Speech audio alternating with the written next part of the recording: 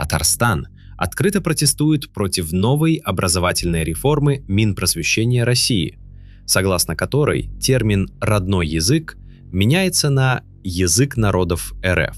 Мало того, часы на его изучение сокращаются с 2 до 1 в неделю. Глава парламента Республики Фарид Мухаммедшин заявил, что в многонациональной России каждый народ имеет право на родной язык, и потребовал уважения к татарскому языку и традициям.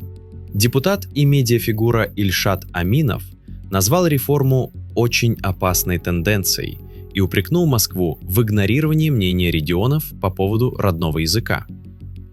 Что мы сможем за 1 час в неделю? Минобразование Татарстана уже направило в Москву официальное письмо с просьбой не сокращать часы преподавания родного языка. Ответа пока нет. А вот Башкортостан пока молчит.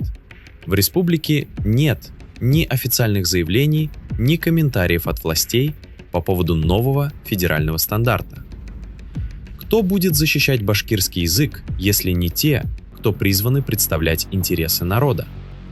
А может, их родной язык уже русский? Канал Руслана Габасова. Подписывайся, ставь лайк и распространяй это видео.